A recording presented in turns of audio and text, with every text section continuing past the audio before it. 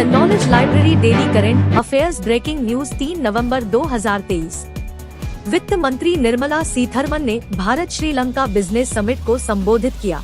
10,000 घरों के लिए फाउंडेशन स्टोन लगभग है।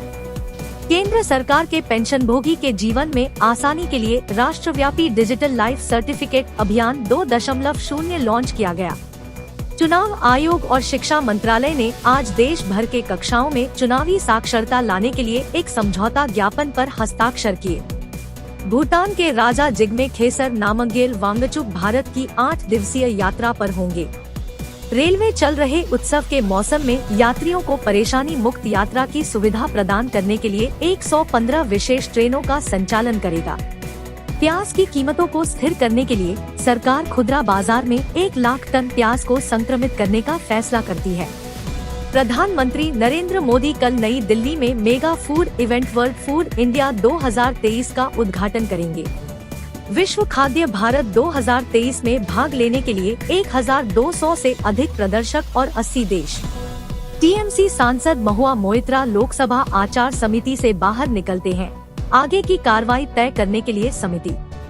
मुख्य चुनाव आयुक्त राजीव कुमार ने आज दावा किया कि मतदान निकाय चुनाव में मांसपेशियों की शक्ति के उपयोग और बड़े पैमाने पर निपटने में सक्षम है, लेकिन धन शक्ति और नकली समाचारों का उपयोग चुनौतियां हैं।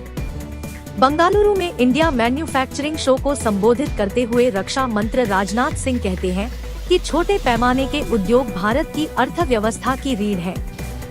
पीएम मोदी कहते हैं कि भाजपा छत्तीसगढ़ को विकसित राज्यों की श्रेणी में लाने के लिए प्रतिबद्ध है। सरकार चल रहे खरीफ मार्केटिंग सीजन में 161 लाख टन से अधिक धान खरीदती है। राष्ट्रीय राजमार्ग प्राधिकरण ने राष्ट्रीय राजधानी में वायु गुणवत्ता में गिरावट के मद्देनजर निर्माण स्थलों पर धूल को नियंत्रित करने के लिए एक धूल और नियंत्रण प्रबंधन केंद्र की स्थापना की है। राज्य मंत्री भगवंत खुबा ने नई दिल्ली में 5वीं भारतीय रासायनिक परिषद स्थिरता सम्मेलन का उद्घाटन किया। केंद्रीय मंत्री हरदीप सिंह पुरी ने नई दिल्ली में एशियाई पैरा खेलों के एथलीटों को सम्मानित किया। वित्त मंत्री निर्मला सीतारमण ने श्रीलंका के त्रिंकोमाली में स्टेट बैंक ऑफ इंडिया की शाखा का उद्घाटन किया। उपराष्ट्रपति जगदीप धनखड़ का कहना है कि भारत में शासन है जो व्यवस्था के लिए महिलाओं के लिए अत्यधिक अनुकूल होना अनिवार्य बनाता है। भारत के चुनाव आयोग ने ऑनकोर के माध्यम से पूर्ण उम्मीदवार और चुनाव प्रबंधन के लिए इन हाउस सॉफ्टवेयर तैयार किया है, जो वास्तविक समय के पर्यावरण पर संचार को सक्षम करने के लिए है। केंद्रीय शिक्षा मंत्री धर्मेंद्र प्रधान ने अबू धाबी में वैश्विक तकनीकी स्टार्टअप पारिस्थितिकी तंत्र हब 71 का दौरा किया। इलेक्ट्रॉनिक्स और आईटी सचिव एस कृष्णन का कहना है कि सर्टेन एप्पल आईफोन्स में हैकिंग के खतरे के मुद्दे की जांच कर रहा है। दिल्ली के मुख्यमंत्री अरविंद केजरीवाल पूछताछ के लिए प्रवर्तन निदेशालय के समक्ष उपस्थित नहीं होंगे और चुनाव प्रचार के लिए मध्य प्रदेश का दौरा करेंगे। ईडी ने मनी लॉन्ड्रिंग जांच के हिस्से के रूप में एएपी नेता और दिल्ली मंत्री राजकुमार आनंद पर छापा मारा। भारत में जन्मी लेखिका नंदिनी दास ग्लोबल कल्चरल अंडरस्टैंडिंग के लिए 2023 ब्रिटिश अकादमी बुक प्राइज की विजेता है। कोलंबो में श्रीलंका में भारत मूल तमिलों के आगमन की 200वीं वर्षगांठ के उपलक्ष्य में भाग लेने के लिए वित्त मंत्री निर्मला सीतारमण, विदेश मंत्री वी मुरलीधरन जो मॉरिशस की यात्रा पर हैं, ने कल पोर्ट लुइस में मॉरिशस के राष्ट्रपति पृथ्वीराजिंग को बुलाया। मुंबई में समापन के लिए 15वां जनजातीय युवा विनिमय कार्यक्रम। ईएम डॉक्टर एस जयशंकर पुर्तगाल में भारतीय समुदाय को संबोधित करता है। केंद्रीय मंत्री धर्मेंद्र प्रधान ने अबू धाबी में बैप्स हिंदू मंदिर की खोज की।